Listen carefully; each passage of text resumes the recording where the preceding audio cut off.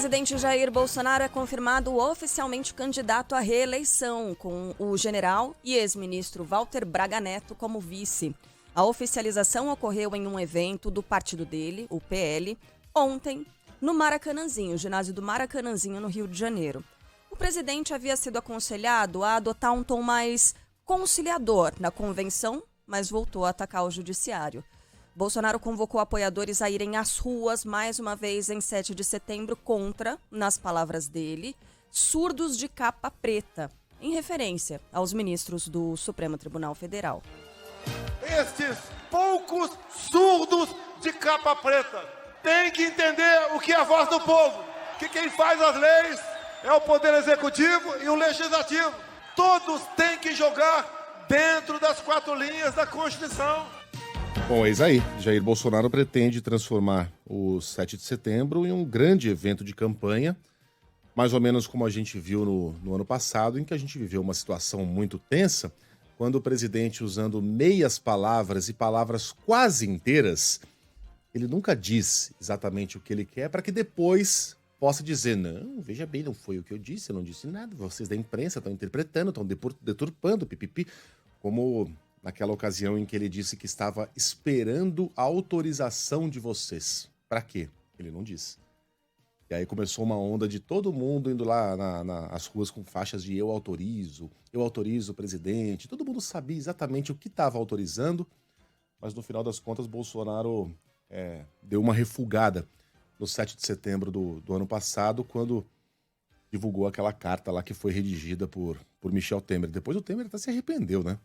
De ter metido a mão nessa cumbuca, porque Bolsonaro fez um uso político, inventou mentiras que ali não existiam, como quando disse que havia feito naquela ocasião um acordo com Alexandre de Moraes, e esse acordo foi negado pelo próprio Michel Temer e pelo próprio Alexandre de Moraes. Enfim, esse 7 de setembro acontecerá há exatamente 25 dias da eleição de 2 de outubro. Aguardemos aí o que o presidente pretende com essa data tão simbólica, que deveria ser utilizada, e sempre foi assim, para comemorar a nossa república, o nosso país, a nossa independência, a nossa existência, né, como sociedade brasileira, mas tem adquirido cada vez um tom mais divisivo. Tanto é que as oposições, o PT, por exemplo, decidiu que não vai fazer manifestação nenhuma naquele dia, preferiu guardar para 5 dias depois.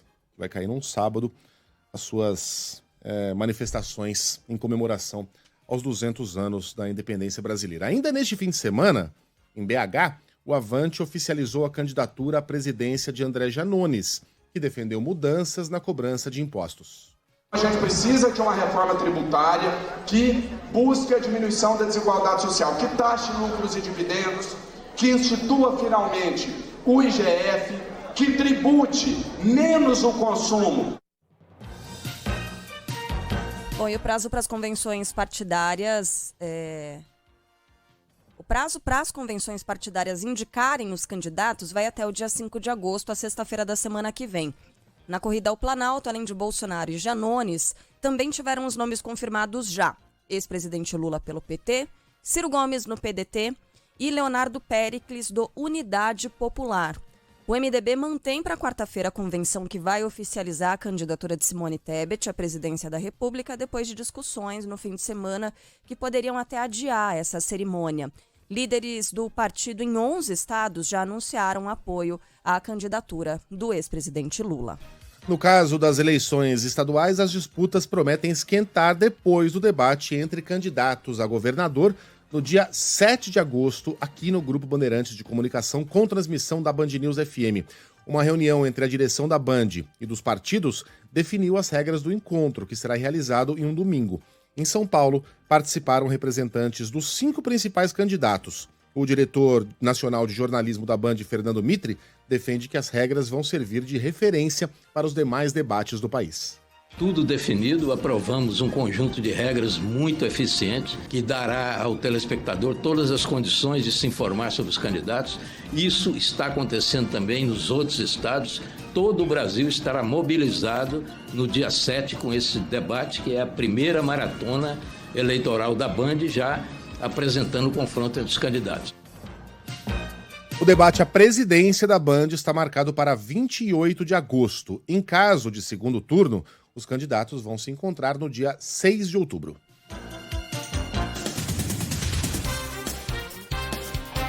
O homem que ameaçou ministros do STF continua na cadeia em Minas Gerais. O destaque é de Luciana Viana. Segue preso por ameaças a ministros do STF e a políticos de esquerda Ivan Rejane Fonte Boa Pinto, detido na última sexta em Belo Horizonte pela Polícia Federal. A prisão atende a um pedido do ministro Alexandre de Moraes, que na petição acusa o suspeito de utilizar redes sociais, além de aplicativos de mensagens. Além dos políticos, o homem se referia aos ministros do Supremo Tribunal Federal. No documento que mantém a prisão do homem, há também a afirmação de que, apesar de serem feitas por meio das redes sociais, as ameaças não devem ser desprezadas pelas autoridades. Bom, a gente vai conversar daqui a pouquinho com o nosso Rodrigo Aidar a respeito desse caso. Na verdade, usando esse caso de gancho para a gente entender exatamente quais são os limites da liberdade de expressão, né? Nenhuma liberdade é absoluta e não seria o mesmo com a liberdade de expressão, que é importante, mas absoluta não pode ser. Ora, se a gente grita fogo num cinema lotado, a gente está colocando em risco a vida das pessoas e isso não pode se enquadrar em nenhum conceito de liberdade de expressão. Se a Carla Bigato está de costas, eu encosto meu dedo nas costas dela e digo isso aqui é uma arma, me passa o seu dinheiro, eu estou cometendo um crime utilizando apenas palavras. Eu não estou armado, afinal de contas. Isso pode se enquadrar na liberdade de expressão? É claro que não. Então há limites. E a gente vai delimitar exatamente essa questão tão importante que permeará os próximos 3 meses, daqui a pouquinho, com o nosso Rodrigo Aidar. Lá pelas 8h40. Enquanto isso, o homem que esfaqueou o presidente Jair Bolsonaro em 2018 pode ser solto. Fala, Jader Xavier. A perícia em Adélio Bispo, autor da facada no então candidato à presidência Jair Bolsonaro em 2018, está marcada para acontecer hoje. A 5ª Vara Federal de Campo Grande, no Mato Grosso do Sul, marcou a perícia para avaliar se o quadro mental de Adélio foi interrompido ou persiste e se ele ainda pode apresentar algum perigo para a sociedade. Os trabalhos vão contar com peritos apresentados pelo Ministério Público Federal e pela Defensoria Pública da União. Após a conclusão, o laudo pericial deve ser juntado em até 30 dias. Agora tem informação chegando do Rio de Janeiro. Na semana passada a gente trouxe aqui, né? Quando acontecia essa operação no Alemão, no Complexo do Alemão, acabou se transformando em uma das ações mais letais da Polícia do Rio de Janeiro dos últimos anos. Tá entre as 5 operações com o maior número de mortos, né? A 4ª, como diz o Megali agora. A gente tem a atualização sobre as investigações e também sobre o número de vítimas, porque tem gente ferida, né, ainda. A Gabriela Morgado vai contar pra gente. Fala, Gabriela. As famílias do policial militar e das 2 mulheres que morreram no Complexo do Alemão prestaram as últimas homenagens às vítimas. 19 pessoas morreram no conjunto de favelas da zona norte do Rio, entre quinta, quando foi realizada uma grande operação, e sexta-feira. Oficiais da PM participaram da cerimônia de despedida do cabo Bruno de Paula no sábado na zona oeste do Rio. Ele morreu durante um ataque de bandidos contra o PP. Letícia Marinho, baleada dentro do carro no dia da operação, e Solange Mendes, moradora do Alemão, assassinada um dia depois da ação, também foram enterradas nesse fim de semana. Testemunhas afirmam que as vítimas foram mortas por policiais militares. A PM afirma que Solange foi morta por traficantes. Já o caso de Letícia é investigado. O zagueiro Renan do Bragantino vai responder em liberdade por atropelar e matar um homem. A gente estava discutindo se o verbo atropelar cabe nesse caso, mas cabe sim. De acordo com a acepção do dicionário, atropelar significa você se colidir com uma pessoa, uma coisa, ou um animal provocando a queda e passando por cima. Então um carro pode atropelar uma moto, como foi o caso do Renan, pode atropelar uma bicicleta, assim como um caminhão pode atropelar um carro. O jogador não fez o teste do bafômetro, mas apresentava sinais de embriaguez. As informações com Alessandro de Lorenzo. A defesa do zagueiro Renan, do Bragantino, precisa entregar o passaporte dele até amanhã. O atleta que atropelou e matou um motociclista na última sexta-feira vai responder ao processo em liberdade após pagar fiança de R$240 mil. Neste final de semana, ele passou por audiência de custódia depois de ser indiciado por homicídio culposo quando não há intenção de matar. Renan, que chegou a ficar detido, voltava de Campinas para Bragança Paulista depois de uma festa, quando invadiu a pista contrária e atingiu o motociclista Eliezer Pena, de 38 anos, que morreu na hora. O zagueiro tinha sinais de embriaguez e se recusou a fazer o teste do bafômetro. O Bragantino pretende rescindir o contrato dele. O Rio Grande do Sul será o primeiro estado a emitir, a partir de amanhã, uma nova carteira de identidade nacional. Ao longo da semana, Acre, Distrito Federal, Goiás, Minas Gerais e Paraná também vão adotar esse modelo. Nos outros estados, ainda não há data para a emissão dessa nova carteira de identidade, mas todos têm até março do ano que vem para isso. Todos os estados para começar a adotar. Não quer dizer que você tem que correr para tirar a sua nova carteira de identidade, não. Calma, que tá tudo bem. Na prática, o documento virá apenas com o CPF como registro geral, válido para todo o território nacional, porque a tendência é essa justamente, né, Megali? A carteira de identidade ela ser extinta com o tempo. O CPF RG, vai né? ser... O velho RG. O bom e velho RG vai ser extinto, porque o número mais importante que consegue centralizar tudo é o CPF. O antigo SIC, lembra? SIC? SIC. Eu tive que tirar SIC quando eu tirei o meu primeiro cartão de crédito. Meu cartão de crédito. Meu primeiro talão de cheque. Então, tinha SIC. SIC virou CPF e agora o CPF vai centralizar tudo. A tendência é essa. Isso significa que o número do RG que temos hoje vai deixar de existir, como explica o delegado da Receita Federal, Marcos Rinaldi. A partir dessa mudança, ele vai ter apenas um número que vai identificá-lo como cidadão do país, que é esse número de carteira de identidade nacional, que é o mesmo do CPF dele. E essa carteira de identidade também virá com um QR Code, que poderá ser lido por aparelhos eletrônicos. Tá vendo ali, ó? À direita, na parte de cima, tem um QR Code bem ali. A novidade vai aumentar a segurança para saber se o documento foi furtado ou extraviado. As informações para a nova carteira de identidade nacional estão no site da Receita, o gov.br/Receita Federal. Vou botar Receita Federal no Google, é a primeira, a primeira página que vai aparecer é a da Receita do governo mesmo. Para quem tem mais de 60 anos, o RG antigo vai continuar valendo por tempo indeterminado. Tava ouvindo o Joel da Atena, nosso colega aqui do Grupo Bandeirantes. Aliás, Joel é um cara gente boa, né? Um cara legal. Nossa, é um cara muito legal. E ele tava falando que teve que tirar uma carteira de identidade, porque no Brasil a gente pode tirar a carteira de identidade em cada estado, né? Você pode tirar porque tem aquele SSP, que é, né, o Secretaria da Segurança Pública, aí você coloca o estado na frente. São Paulo, Paraná, X. E aí você pode tirar carteiras de identidade em estados diferentes do Brasil, e vem um número diferente. Até por isso, essa ideia de centralizar tudo no CPF, para que haja um registro e para que a gente tenha um banco de dados todo conectado, né? E aí o Joel estava contando que ele teve que tirar uma carteira de identidade em outro estado.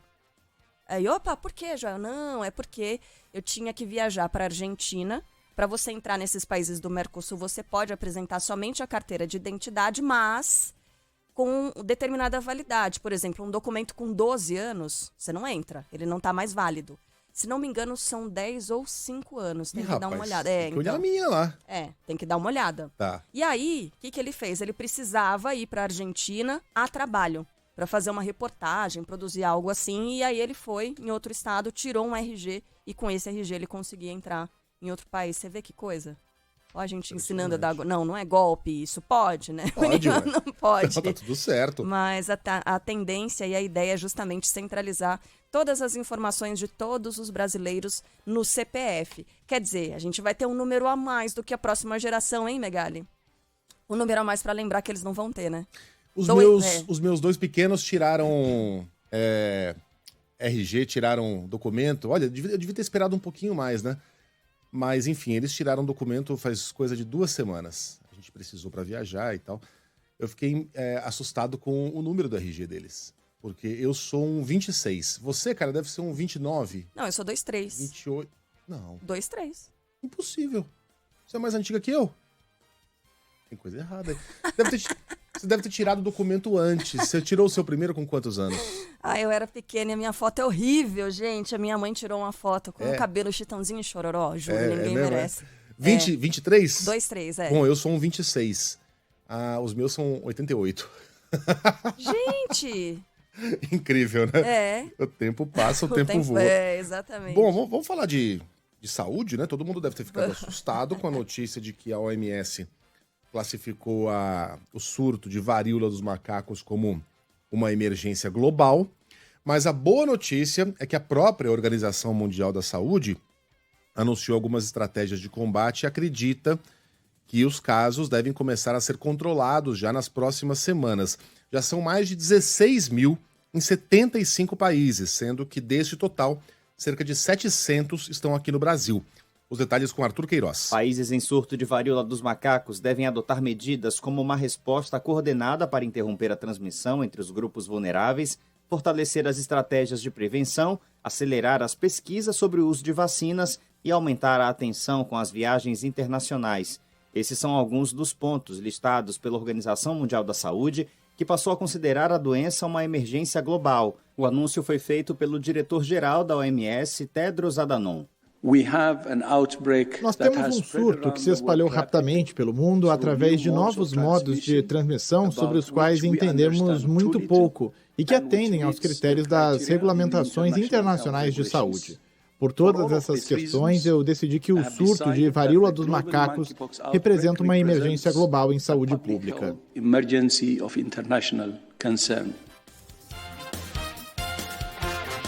Espanha e Portugal estão em um nível de alerta maior do que outros países da Europa, onde os termômetros têm superado os 40 graus Celsius, na onda de calor recorde para o continente. Isso porque, só nesses dois países, mais de 1.700 pessoas, gente, 1.700, hein? Pessoas já morreram devido às altas temperaturas. Espanhóis e portugueses também têm visto os incêndios florestais das últimas semanas devastarem hectares de terra. Mas o alerta da Organização Mundial da Saúde também destaca a Croácia e o Reino Unido. Na última semana, Londres teve temperatura superior a 40 graus, um recorde desde 2019. Na França, as lojas com ar-condicionado serão obrigadas a fechar as portas e limitar o uso de iluminação de neon para tentar reduzir o gasto com luz. Aliás, esse é um problema muito sério pelo qual passa a Europa e também os Estados Unidos. A gente vai discutir mais tarde com o Eduardo Barão uma espécie de plano, de programa de acesso a ar-condicionado, né, nos Estados Unidos, que o presidente Joe Biden vai ter que dar o pontapé inicial, porque as pessoas estão literalmente morrendo de calor, né? Na Europa, 1.700 pessoas morrendo de calor. Então, nos Estados Unidos, o presidente Joe Biden vai dar início, né, a essa nova campanha.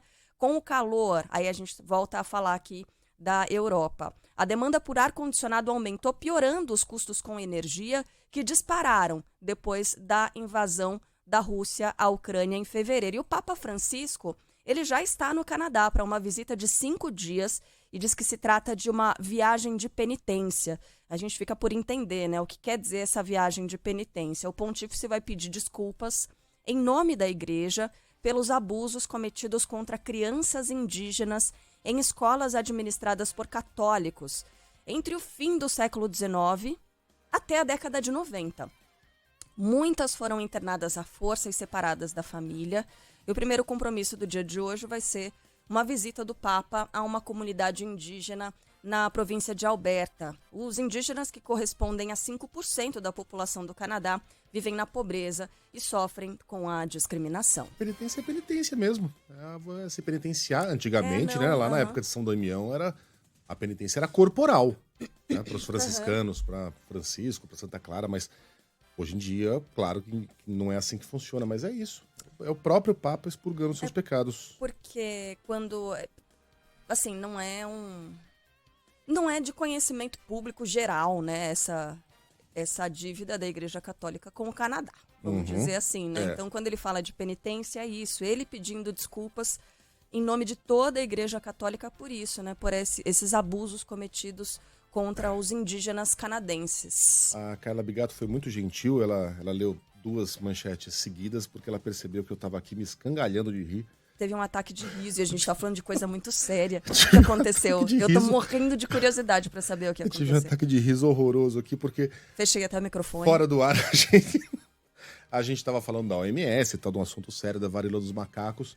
E aí eu lembrei da famosa fotografia do Tedros Adhanom de cropped aqui no Brasil. Ai, meu Deus. E aí a Carla falou Tedros Adhanom de cropped. Eu falei, você nunca viu? Ele veio aqui pro Brasil e foi pro boteco e colocou um cropped. É claro que é mentira, mas você nunca viu essa foto, cara? Agora eu tô... Essa foto, aquele meme. Essa foto circulou. Descreva, Carlinha, por gentileza. Não vou descrever. É um homem de bigode. Isso circulou muito na época da pandemia. É um homem de bigode, né? O Thiago Rossi colocou no YouTube pra quem tá assistindo. Esse é o Tedros Adhanom de cropped. Usando shortinho florido, uma regata cinza, uma regata cropped, bebendo uma cerveja num copo americano. Um boteco brasileiro mesmo, né? Com videokê. Ele nem parece o Tedros Adhanom. Garrafa de Itaipava, parece sim. E a coisa se alastrou tanto a ponto de as agências de checagem desmentirem a informação de que se trataria dele. Eu tô vendo aqui, resgatei uma do G1. É fake. Que vídeo mostra diretor-geral da OMS dançando em bar durante isolamento. Alguém acreditou nisso, cara? Que era o Tedros Adhanom. Ai, meu Deus do céu, é isso. Então é fake, tá? A informação. Vamos voltar, aproveitar que a gente tá feliz, vamos falar em conquistas brasileiras, para além do meme, tá? A brasileira Letícia Ouro-Melo, apesar do nome, conquistou a medalha de bronze no salto em distância. É uma grande conquista no Mundial de Atletismo, disputado em Oregon, nos Estados Unidos.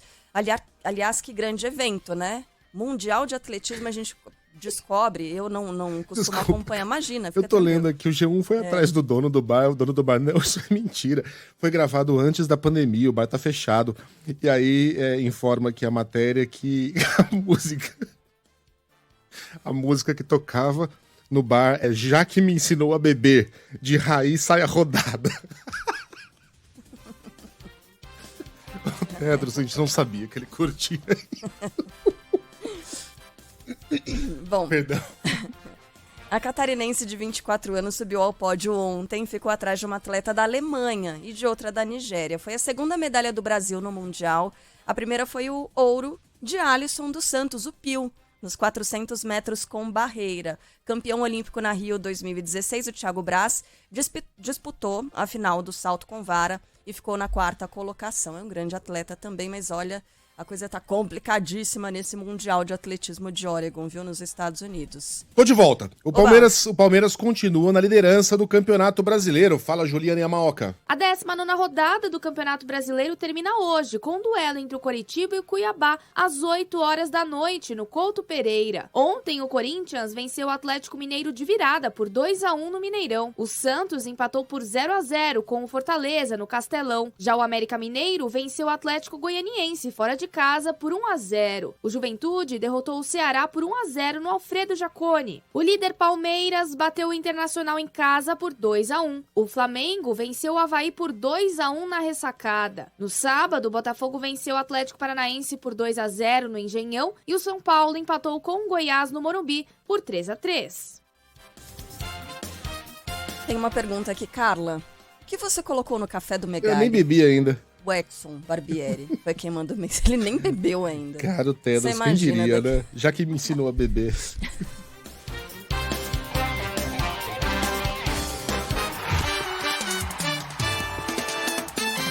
Futebol, com Milton Neves. Oferecimento Perdigão. Manda brasa com Perdigão na brasa. Casa do Construtor. Aluguel de equipamentos. Ligue 0800 200 0217. E Sicredi. Conheça a primeira instituição financeira cooperativa do Brasil. Sicredi. Gente que coopera, cresce.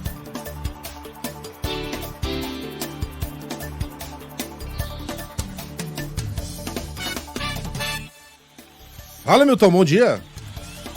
Como vai? Bom dia, Megali, o maior corintiano do mundo, hein? Corinthians contra o Galo em Belo Horizonte, hein? Vocês não fizeram feio, não. E como é que vai? Carla de Gato, bom dia, maravilhosa. Milton. Muito bom dia para todo mundo. E o placar de ontem, hein? Bem, gente, o Campeonato Brasileiro no final de semana, O São Paulo Futebol Clube estava ganhando o Goiás, acabou cedendo o empate. No apagar das luzes, diria Fiore Gilhote, o mais emblemático narrador da história esportiva do rádio de todos os tempos.